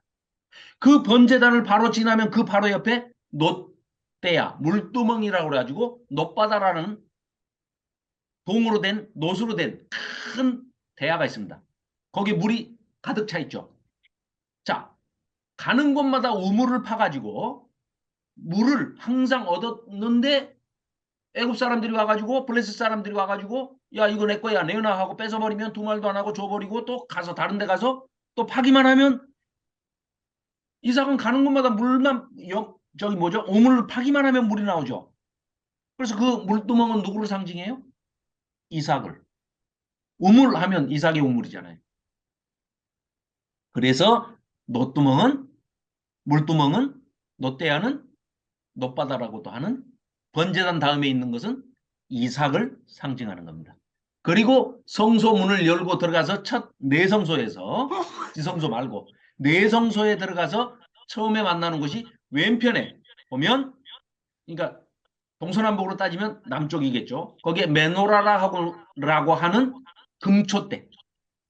금초대가 있고, 그 금초대에 올리브 열매를 짜서 첫 거기서 얻어지는 기름을 그 등잔에다가 메노라에다가 부어가지고 하나님의 성소를 밝히는 불을 켭니다. 그러면은 그름이 안 나요. 그래서 그 그름이 없는 첫 기름을 하나님께 바치고 성소에 불을 밝히는데, 이 금초대가 불을 환하게 성소를 밝히면 그 바로 맞은편에 진설병을 놔두는 그 12형제, 그러니까 12지파, 야곱의 12아들, 12지파를 상징하는 진설병 6개 해가지고 12덩어리의 떡을 차려서 늘 바치는 그 떡상이 있습니다. 그 떡상을 환히 밝혀요. 그러면 누구입니까? 12아들을 둔 사람은 누구예요? 야곱, 이스라엘. 그러니까 자, 외성소, 뜰에서부터 내성소까지 이르는 그걸 보면 거기에 유대인들은 그냥 아는 얘기죠. 자기들 얘기니까. 자, 동쪽 문을 열고 성막 문을 열고 들어가면 뭐가 나온다고요? 아브라함을 상징하는 번제단. 그 번제단을 지나면 이삭을 상징하는 물두멍. 그 다음에 문을 열고 들어가면 내성소에는 야곱을 상징하는 그 금촛대와 12지파 진설병. 그 다음에 휘장을 걷고 1년에 한 번 대속제일에 대제사장이 들어가서 하나님의 임재를 거기서 경험하고 나오는데, 신현, 그죠? 하나님이 나타나는. 그러면 그 언약궤 위에 뚜껑이 그 속죄소라고 그러고 시은좌라고 그러죠. 하나님이 좌정하시는 거. 그 언약궤 안에는 뭐가 들어있죠? 만나와 예, 만나와 아론의 쌍난 아론의 지팡이, 쌍난 지팡이. 그리고 법궤, 이렇게 돼 있죠. 그런데 그걸 다시 정확하게 살펴보면 아론의 쌍난 지팡이하고 만나를 담은 항아리는 언약궤 앞에다 두었다, 이렇게 돼 있고요. 언약궤 안에는 하나님께서 친히 새겨주신 10계명의 두 돌판만 들어있습니다. 그것도 처음에 하나님이 준비하셨던 돌에다가 하나님이 친히 새겨주신 거는 모세가 내려와가지고 황금 송아지 만들어가지고 우상 숭배하고 있으니까 그거 화난다고 깨버렸죠. 그거 깨면 됩니까, 안 됩니까? 안 되죠. 주인이 누군데? 하나님이. 그러니까 그 다음에 하나님 어떻게 하십니까? 야, 네가 깼잖아. 네가 물어와. 네가 물어내. 그래가지고 돌판은 자기가, 모세가 깼으니까 모세가 다시 만들어가지고 가지고 올라가죠. 그러니까 새겨만 주시죠. 하나님 그 외상 그런 거 없어요. 정확하신 분입니다. 네가 깼잖아. 그러니까 모세가 그때부터 40년을 이렇게 지내면서 아까 그 모세가 못 들어가는 이유 중에 하나가 그런 점도 있습니다. 이 백성들에 대해서 마치 자기가 하는 역할을 하나님의 역할로 생각을 해요. 자기는 도구에 불과한 건데, 자, 돌판을 깨는 것부터 시작해서 반석을 명하여 물을 내는 것도 뭐라고 얘기하냐면, 아론과 자기를 가리키면서 우리가 너희 따위들한테 물을 줘야만 되겠냐 하는 그런 뜻으로 얘기를 합니다. 그러니까 자기가 자기 물 주는 거예요, 지금. 그리고 반석이라는 것은 예수님을 뜻합니다. 신약에 가서도. 근데 반석을 2번 쳐요? 예수님 2번 죽어야 되게? 그런 것들이 이미 변질돼 가고 있는 것을 하나님은 보신 겁니다. 그래서 아까 또 김현숙 권사님도 말씀하셨지만 우려가 어떤 우려까지, 그러다 보면 그런 모세가 가나안 땅에 들어가면 틀림없이 우상화 될 것이다. 모세 아니면 아무것도 안 되는 것처럼. 심지어는 요즘 설교하시는 분들 중에서도 모세의 지팡이가 무슨 능력이 있고 모세가 홍해를 가른 것처럼 얘기하시는 분들도 있잖아요. 우리는 사람에게 눈길을 줘서는 안 됩니다. 이 성경 자체가 66권이 어떤 사람을 막 드높이고 우상화시키기 위해서 이런 기록을 우리에게 전해준 게 결코 아닙니다. 사람은 하나님의 영광을 드러내기 위해서 사용되는 하나님께 쓰임받는 도구에 불과한 것이지 하나님 앞에서 사람이 우상화되거나 존경받고 높임받고 칭송받아서는 안 되는 존재들입니다. 인간은 뭐라고요? 하나님 앞에 다 똑같은 죄인입니다. 네, 죄인입니다. 그러니까 우리는 도저히 입에 담을 수 없는 그 표현법이 에고에임입니다. 에고에임이. 하나님과 예수님과 성령님만이 자기 정체성을 나는 무엇이다 이렇게 얘기하시잖아요. 나는 곧 길이다. 그 길이다. 나는 곧 그 진리다. 나는 그 생명이다. 이런 것은 에고에이미의 그 어법은 하나님만 있으실 수 있는 어법이지. 나는 훌륭한 목사다. 이런 우리가 부모 앞에서 나같이 훌륭한 효자가 있으면 나와봐. 그러면 그런 사람은 잘 돌봐줘야죠. 이상한 사람이지. 그런 사람 없잖아요. 그런 말을 우리가 할 수가 없듯이 우리는 하나님 앞에서 인간을 높일 수 없다. 그 말씀을 드리고 있는 겁니다. 네, 그래서 사람을 너무 우상화시키는 그런 설교들을 하시는 분들은 조금 위험합니다. 자, 그리고 그 다음에 아브라함과 이삭과 야곱과 요셉을 이 네 족장들을 12장부터 50장까지 보여주고 있습니다. 그래서 아브라함의 신앙 그리고 거룩한 생활을 하는 그 아브라함 그리고 아브라함을 보여주지만 은근히 그 뒤에 그림자처럼 어른거리는 사람이 누가 있죠? 자기 조카 롯. 네, 비교되는 인간이죠. 그리고 이삭을 얘기하는데 그 이삭의 뒤에 또 어른거리는 약속의 자녀, 언약의 자녀와 인간의 자녀, 인간의 어떤 욕심에 의해서 만들어진 자녀, 이스마엘. 그래서 이삭의 그림자처럼 이스마엘이 어른거리죠. 그리고 좀 못되고 사기꾼 같은 기질은 있지만 우리하고 상당히 많이 닮은 야곱, 우리에게 많은 위로를 주는 이 야곱.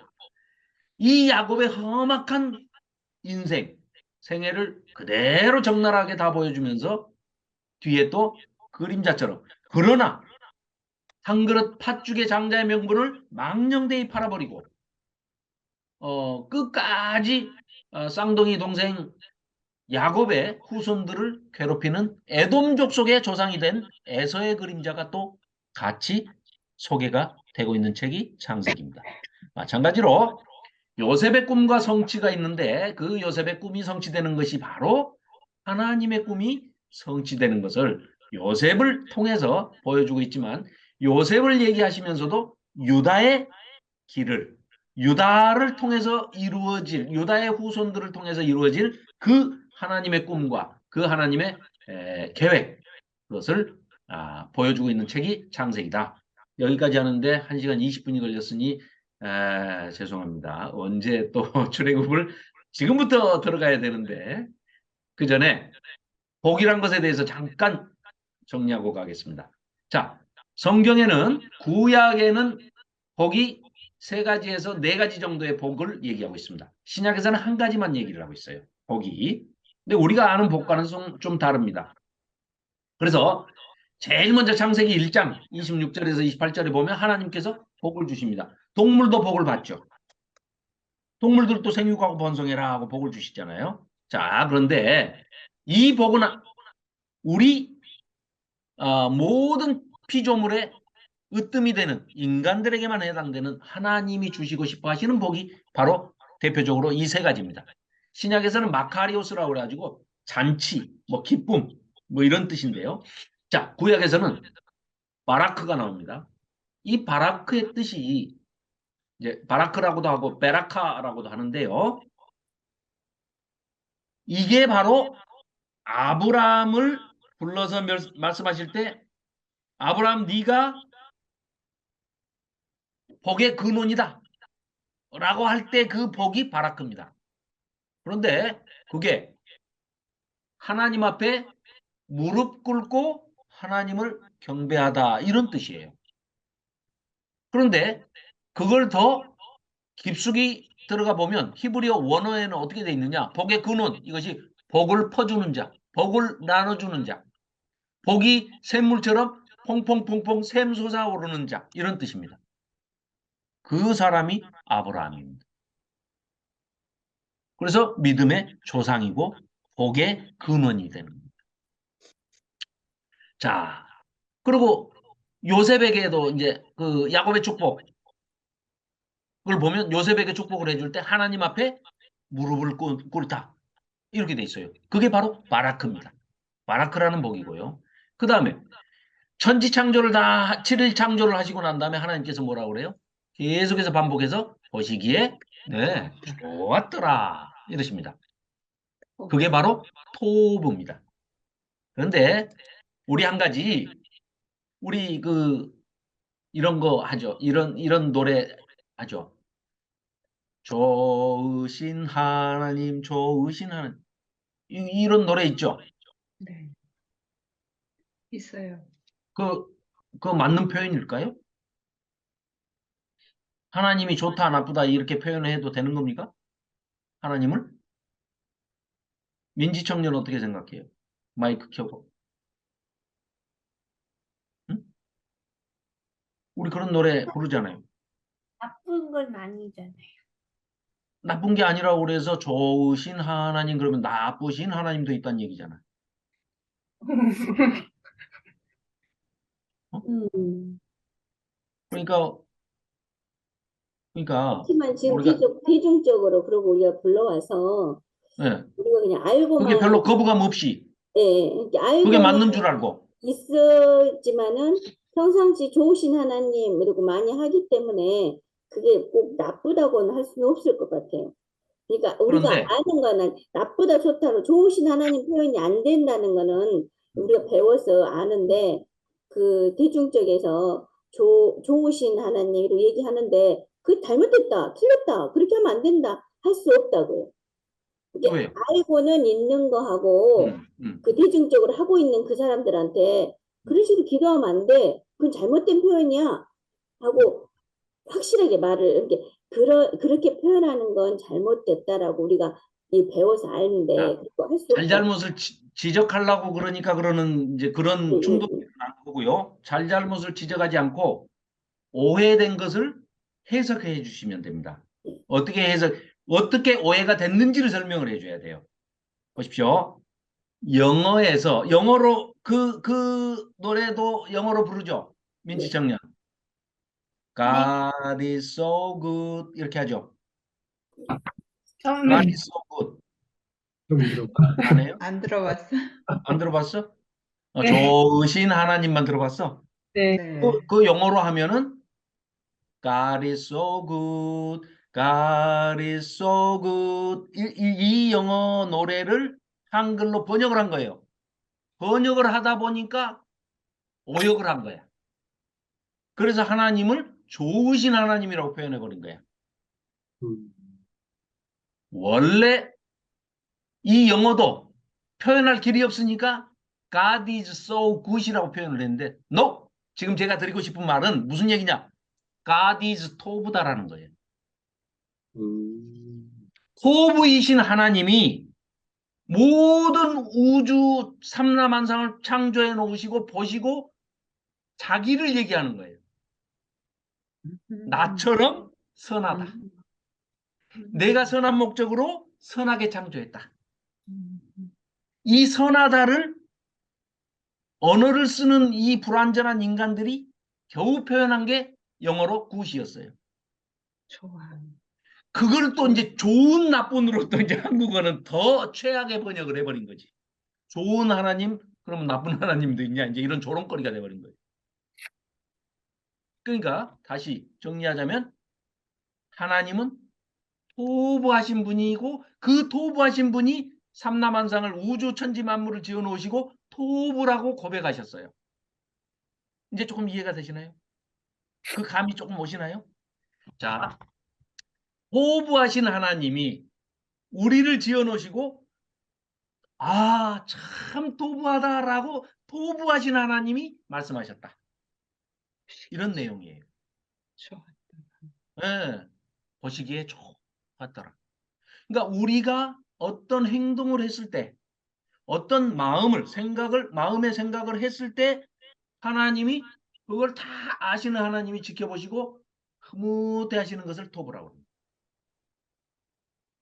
그러니까 우리 안에 하나님의 토부가 심어져 있다는 거죠. 그러니까 이게 아까 이제 김현숙 권사님 그 지적하신 말씀대로 좋으신 하나님, 야, 그거 들렸어? 이렇게 하지 마시고 그 토부의 뜻이 하나님이 토부하신 분인데 그 토부하신 하나님이 천지 만물을 지어 놓으시고 특히 인간을 지어 놓고는 어떻게 했어요? 심히 좋았다. 심히 토부하셨다. 그 말씀이거든요. 그러니까 토부하신 하나님이 우리를 보시고 토부하셨는데 특히 인간에게는 토토부하셨다. 심히 좋았다라고 표현하셨더라. 이 내용입니다. 이걸 이제 강조하다 보니까 이제 그런 표현이 됐는데 어쨌거나 뭐 그렇다고 해서 막 그런 사람하고 이제 마주 이렇게 좀 강하게 얘기하면 좀 싫어하죠 또. 뭐 좋으신 하나님이 뭐 나쁘신 하나님도 있단 말이냐 뭐 이러면서 그분이 더 이제 화를 낼 수도 있어요. 그러니까 보시기에 좋았더라를 착한, 좋은, 뭐 선한 이런 것으로 이렇게 한정 짓는 축소시키는 축소지향의 단어를 사용해서는 안 된다. 좋고 그쵸? 나쁨이 아니라는 거죠. 예. 그러니까 축소를 시켜버리는 거예요. 뜻을. 번역을 잘못함으로 인해서 그 큰 광대한 뜻을 더 살려주는 게 아니라 확 축소시켜 찌그러뜨리는 거예요. 네. 좋다 나쁘다로. 그러니까 그게 아니고 우리는 그 느낌 아시잖아요. 네, 다들 네. 창조 기사에 보면 창세기에 보면 하나님이 보시기에 좋았더라. 자기가 창조해놓고 좋았더라. 그 표현에 뒤에 숨어 있는 그 은유적인 표현은 토부하신 하나님이 보시기에 토부하셨다고 또 선포하시더라. 이런 느낌이거든요. 그리고 마지막에 복은 에쉐르. 이 에쉐르가 에제르라고도 하고 에쉐르라고도 하는데요. 시편 1편에 우리가 너무나 잘 알죠. 뭐 많은 분들이 사랑하시는 복 있는 사람은 악인들의 꾀를 따르지 아니하며 죄인들의 길에 서지 아니하며 오만한 자들의 자리에 앉지 아니하고 하면서 오직 여호와의 율법을 즐거워하여 그의 율법을 주야로 묵상하는도다. 시편 1편. 여기에 나오는 복 있는 사람이 바로 에쉐르입니다. 에쉐르인데 그게 그 에즈라 할 때 그 에스라 그거는 도움을 주다 이런 뜻이고요. 여기서 그 에제르는 인내하다 이런 뜻입니다. 그러니까 우리는 인내하다 그러면은 민서야 준서가 건드려도 네가 잘 참고 인내하는 것을 우리는 인내하다 이렇게 얘기하잖아. 네. 그런데 그걸 포함해서 하나님이 우리가 죄를 안 지었으면 좋겠는데 계속해서 나쁜 생각을 하고 누구를 미워하고 뭐 욕심을 부리고 좀 더 나아지면 좋겠는데 점점 안 좋아지고 막 이러는데도 하나님이 그때그때 징계해 버리시면 우리는 뭐 구원받을 사람 아무도 없지 뭐. 그런데 하나님은 참아주시는 거예요. 그것도 하나님의 성품입니다. 오래 참아주시는 거. 네가 언젠가는 돌아올 거야 나에게. 회개하고 돌아올 거야 하면서 기다려주시고 우리 인간은 전혀 그러지를 못하죠. 누가 저기 애들을 야단칠 때 부모님들 그런 얘기 많이 하셨을 거예요. 다들 그 전과가 있으실 거예요. 내가 이때까지 참았는데 이제 더 이상은 못 참겠어 하고 회초리 들고 때리죠. 좀 더 참지. 왜 거기서 못 참고 또 넘어갑니까? 근데 거기서 하나님은 참아주셔요. 인간 같으면 완전히 못 참아서 폭발할 거기서 참아주셔. 그걸 에쉐르라고 그럽니다. 그래서 우리는 구원을 받은 거예요. 네. 하나님의 에쉐르가 없었으면 우리는 구원을 못 받습니다. 그래서 한결같이 바른 길을 가다 이런 뜻이 에쉐르입니다. 그게 시편 1편에 나오는 복 있는 사람은 한결같이 하나님을 향해서 바른 길을 가려고 애쓰는 사람. 그 사람이 복이 있도다 이런 뜻입니다. 그래서 하나님 앞에 떳떳하게 확고하게 서다 이런 뜻입니다. 자, 그래서 창세기에서는 하나님이 자기 계시를 하나님이 어떤 분인고 하면 하면서 설명을 하다 보니까 창세기 기자가 하나님은 이런 분입니다 라고 설명을 할 수밖에 없었어요. 그래서 하나님께서 친히 보여주시는 게 뭐였어요? 내가 이 세상을 창조했다. 내가 이 세상의 질서와 법칙을 주었다. 왜? 우주 자체가 다 어떤 질서에 의해서 움직이니까요. 자, 그리고 내가 특히 나를 닮은 남자와 나를 닮은 여자를 사람으로 창조했다. 이렇게 선포하고 계십니다. 그러니까 하나님은 남자입니까 여자입니까? 바보 같은 질문인가요? 여기 써졌잖아요. 3번에 남자 여자 다 하나님 닮게 창조하셨으니까 하나님은 남자도 계시고 되시고 여자도 되십니다. 다 되시는 거예요. 자, 그리고 그 하나님의 성품과 형상을 닮은 모양과 형상을 닮은 남자와 여자를 이샤와 이시를 가정을 이루게 만들었습니다. 최초의 교회입니다.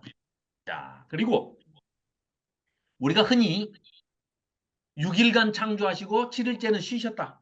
피곤하셨을까요? 그건 아니겠죠. 하나님은 뭐 피곤하신 분이 아니니까.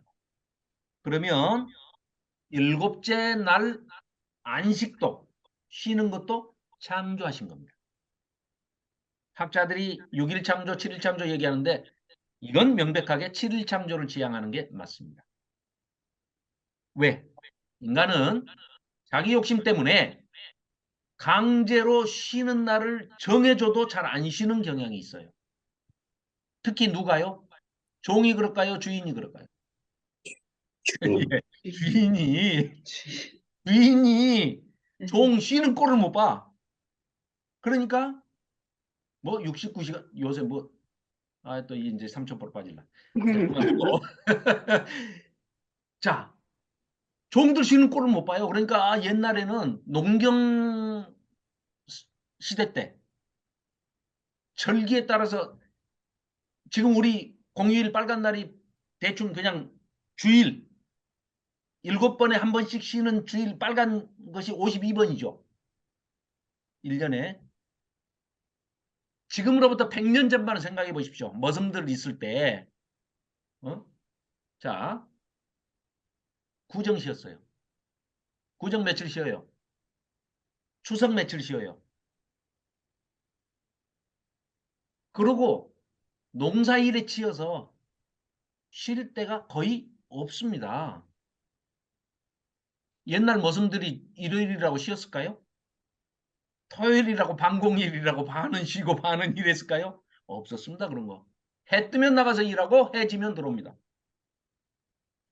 그럴까봐 하나님께서 안식도 창조하신 겁니다. 그래서 누리라는 거예요. 그러니까 10계명에서 네 번째 계명이 안식일을 지키라죠.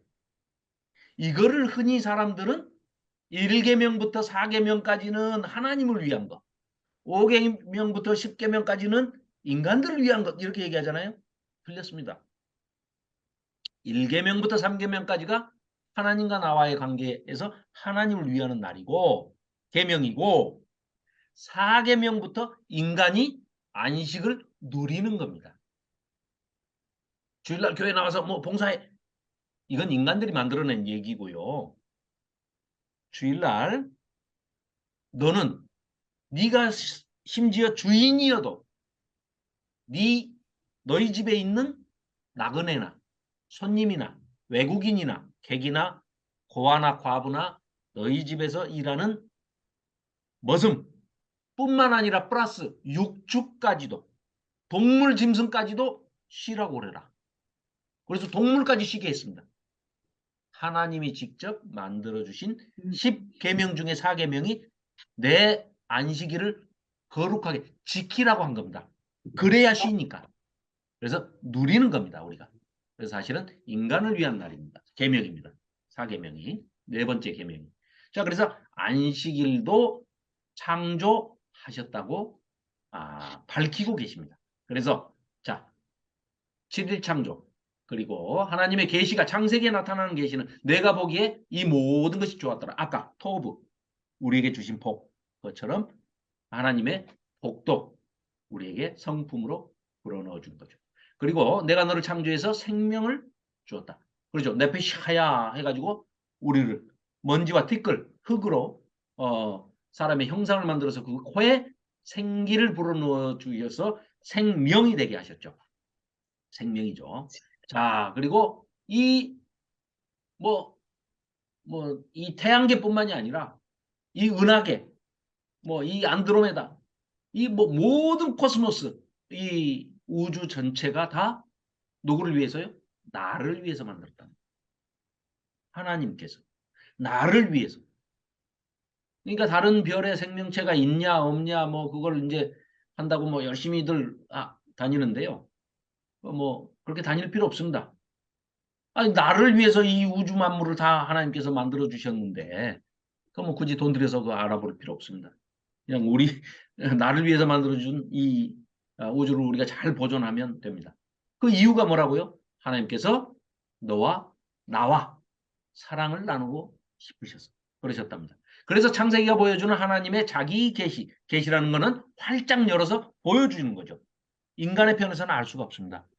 자, 출애굽기를 들어가면 제일 먼저 우리가 흔히 알고 있는 모세에게 하나님이 명령하시죠. 너 들어가서 내 백성을 구해내라. 애굽 바로한테 가서 바로 왕한테 가서 이렇게 얘기를 해라. 하니까 누가 시켰다고 할까요? 라고 하면서 조심스럽게 하나님 이름을 물어보죠. 자, 우리 이거 한번 생각해 봅시다. 세상에 있는 모든 신은 하나님을 제외한 모든 신은 누가 이름을 붙이나요? 사람이 붙이나요? 신들인 자기들이 이름을 붙이나요? 사람이 붙이죠. 하나님만 자기 이름을 인간에게 알려주고 계십니다.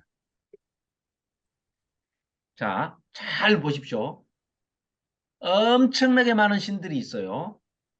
이따 출애굽기에서도 이제 그 신들이 많이 나오는데 대표적으로 출애굽기에 이 애굽에 이집트에 있는 신이 80개 정도 돼요. 그런데요, 인도에 가면 인도의 힌두교 과거에 그 힌두교에 보면 사람 수보다 신들의 숫자가 더 많아요. 전혀 동의하지 않으시는 현주교에 가도 사람 숫자보다 신들의 숫자가 더 많습니다. 그러니까 세인트라고 그래가지고 성 앞에다 붙이죠. 이렇게 성 요한, 성 야고보 이런 식으로 붙이죠. 성인의 숫자가 그 신들의 능력을 발휘하는 그 성인들의 숫자가 인간들의 숫자보다 더 많습니다. 왜냐? 고통의 수마다 이기는 신을 사람들이 만들어내니까. 자, 힌두교에 광명의 신, 락시미, 우샤스, 천둥의 신, 벼락의 신, 고통의 신, 머리가 아플 때는 무슨 신에게 기도하고 배가 아플 때는 무슨 신에게 기도하고 하니까 숫자가 사람 숫자보다 많죠. 지금도 발리 같은 데 가서 보면은요, 인도네시아 끼니 때만 되면은 아무튼 제밥을 해서 갖다 바쳐요. 꽃도 갖다 바치고 그러면서 거기다 기도를 해요. 뭐라 기도해요? 자기 배가 아프고 자기 머리가 좀 아프고 아침에 좀 뭐 때문에 기분이 좀 나빴고 이럴 때마다 자기들이 인간들이 만들어낸 신에다가 절을 합니다. 대표적으로 아주 가까운 그러나 아주 먼 나라 일본 가서 보면 거기 귀신이 몇 명 있다고 그래요? 몇 개 있다고 그래요? 많이. 김현숙 권사님 많이 나왔습니다. 네. 800만 귀신이 있다고 그래요. 즉, 그 숫자는 왜 나왔느냐? 800만 개의 종교를 인정을 해준 거예요. 인간들이 만든 신 이름을 종교로 인정을 해준 게 800만 개, 등록된 게. 그 우주구천을 떠도는 귀신들이 있으면 일본으로 가면 돼요. 일본으로 가면 집 한 칸씩 다 줍니다. 나이스. 예, 등록해줘요. 자기 조상 중에 누구 한 사람을 종교를 만들고 싶다. 그러면 그 사람이 한 말을 경전으로 삼아서 그 사람의 후손들이 성도가 돼서 일정한 장소와 일정한 시간을 정해놓고 예배를 드린다. 그러면 종교가 돼요. 종교의 3요소입니다. 종교의 3요소를 갖추면 종교로 등록을 해줘요. 그게 일본의 800만 종교가 생긴 겁니다. 약과죠, 그거는. 800만 개밖에. 정부에서 인정을 해준다는 거예요? 그 800만 개 종교를? 종교를 인정하지 않으면 이단들이 난립해버리면 오히려 더 문제가 생기니까 드러내놓고 하라는 거예요. 숨어서 하지 말고. 그래서 공개적으로 해주는 거예요. 그게 비슷합니다. 313년에 AD 313년에 기독교가 로마에 의해서 국교로 공인을 받죠. 종교로 공인을 받죠. 그거하고 똑같은 겁니다. 죽여도 순교를 당해도 지하 카타콤베로 지하 땅굴을 파고 들어가 가지고 믿잖아요. 예수님이 그리스도라는 걸, 메시아라는 걸. 도저히 안 되니까. 인정을 안 하니까. 인정을 안 하니까 다 이제 더 왕성해지더라는 거예요. 그래서 로마가 갑자기 회개하고 야 우리 그리스도교를 박해하지 말고 이제 국교로 인정해 주자 이게 아니고 박해하는 방법 중에 하나로 인정을 해줘 버리자 그냥. 믿으면 죽여 하고 막 죽였더니 더 잘 믿어. 그러니까 자 이제 괜찮습니다. 뭐 국교로 공인을 온 나라가 다 이걸 믿으시오 이 말이 아니고 믿어도 안 죽일게 라고 전법을 바꿨어요. 그러니까 국교로 인정을 딱 국가가 인정을 해주니까 어떻게 됩니까? 기독교가 지상으로 딱 나왔더니 이 동굴에서 믿던 예수가 다르고 저 동굴에서 믿던 그리스도가 달라요. 난리가 난 거예요. 왜? 숨어서 믿었으니까. 그래서 급기야 397년에 AD 397년에 제2차 카르타고 회의에서 야야야 그거 다 가짜 성경이야 하고 학자들이 모여서 성경학자들이 신학자들이 모여서 신약 27권과 구약은 39권이 이제 정해져 있었으니까 그 구약 339권과 신약 27권만이 마태복음부터 요한계시록까지 27권만 합해서 66권만이 정경 캐논으로 인정을 한다 하고 그 397년에 카르타고 회의에서 통과를 시킵니다. 그래서 성경이 오늘날 우리에게 전해진 66권이 이렇게 전해지고 있는 겁니다. 그러니까 그 사람들이 못 믿게 하려고 풀어놔준 게 국교로 공인한 거예요. 그러니까 일본도 마찬가지예요. 억압을 막 하고 못 믿게 하면 이단은 더 신천지가 왜 이렇게 왕성하게 됐는데요. 막 온 나라가 막 벌떼처럼 막 핍박을 하니까 더 번성해져 버렸잖아요. 지금 숫자가 더 늘었어요. 원래 2만이의 목표는 14만 4천 명이었잖아요. 코로나 때 30만이었는데 그때 막 그 일반 시민들이 정권은 비호를 했고 일반 국민들은 질타의 눈으로 막 봤잖아요. 이단들 아주 못된 놈들이라고. 그 결과 어떻게 됐어요? 지금 60만이 됐어요. 진리를 말하면은 6명 모이기도 힘든데 이단을 말하면 60만 명이 모여요. 슬픈 얘기죠. 자, 이렇게 하다가 이제 오늘 출애굽기들 못 들어가는데 개극이 생기네. 자, 여기까지가 창세기였고요. 하나님께서 찾아내신 한 가문이 있었는데 바로 하나님께서 찾으신 아브라함 그리고 아브라함을 판박이로 닮은 아들 이삭 그리고 130세까지 험악한 인생을 살다가 마지막에 다 내려놓고 하나님께 나오는, 회개하고 나오는 이 하나님만을 붙잡은, 그래서 147세에 죽을 때까지, 하나님 앞에 갈 때까지 17년 동안 아주 영성이 너무너무 맑았던 사람 야곱, 그리고 하나님의 꿈을 이 요셉을 통해서 하나님이 성취해 가시는 꿈의 사람, 또 하나님을 사랑한 선지자 요셉. 자, 이 사람들의 이야기가 창세기였고요. 거기 아까 이 말씀은 아브라함과 롯, 이삭과 이스마엘, 야곱과 에서, 요셉과 유다, 이렇게 비교되는 사람들이 있었다. 자, 드디어 출애굽기에 들어왔습니다. 출애굽기는, 자, 그 창세기 마지막 부분과 출애굽기가 연결이 아주 되는데 여기에 신학적인 의미가 굉장히 큽니다.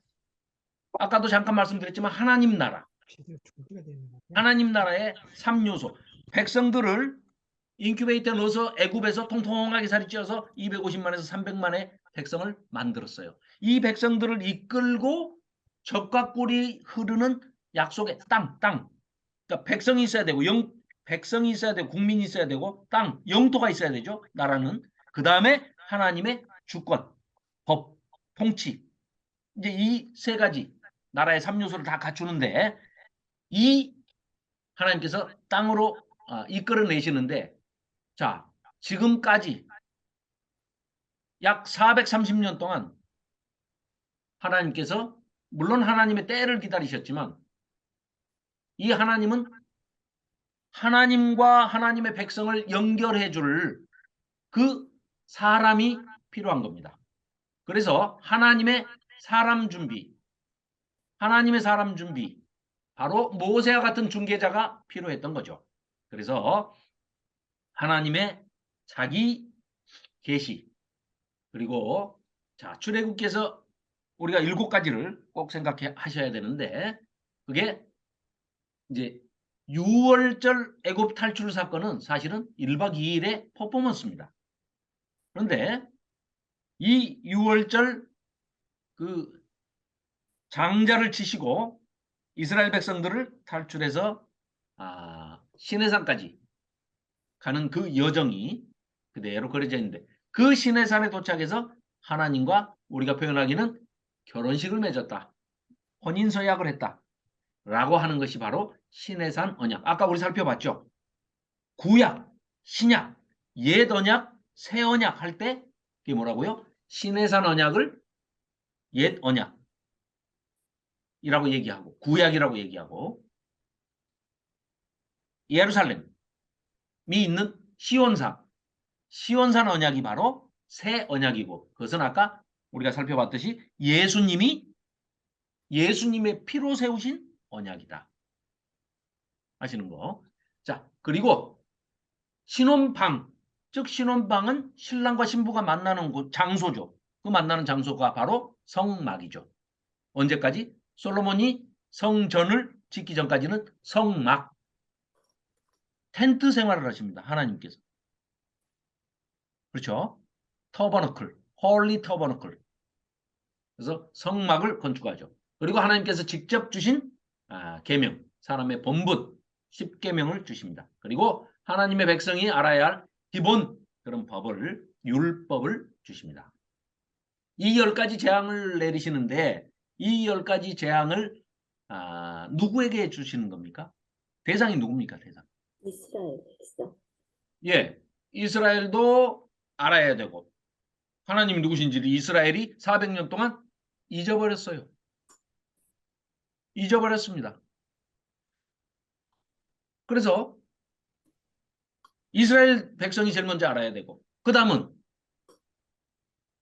바로한테 갔더니 바로가 뭐라 그래요? 여호와가 누군데? 난 몰라. 그러니까 하나님께서 뭐라고 그러십니까? 그래? 그럼 내가 알게 해주지. 그게 하나님의 자기 계시죠. 그래서 이스라엘 백성도 알아야 되고, 그 다음에는 또 가장 중요한, 누가 알아야 됩니까? 우리가 알아야죠. 하나님의 자기 계시, 하나님이 누구신지를 우리가 알아야 됩니다. 그래서 기록으로 남겨서 이게 오고 오는 후손들이, 우리들이, 또 우리의 자녀 손들이 하나님이 누구신지를 알아야 하기 때문에 그렇습니다. 자, 그래서 출애굽의 이제 경록 이건 이제 다음 시간에 자, 여기까지만 설명을 하고 마치겠습니다. 자, 오늘 뭐 다른 거 다 생각 안 나셔도 좋습니다. 요거 생각나시면 됩니다. 출애굽기 한눈에 보기. 지금까지 한 게 창세기 한눈에 보기였어요. 출애굽기 한눈에 보기. 자, 1장, 2장에서는 파라오 왕이 이스라엘 백성을 없애버리려고 합니다. 없애버리려고. 어허. 이거 예수님 오실 때도 이런 사건이 있지 않았나요? 그죠? 예수님 오시려고 하니까 2살 이하 애들은 다 죽여라. 남자애들 다 죽여라. 누가 그랬죠? 헤롯. 헤롯이 하도 많으니까 되게 헷갈려 하시더라고요.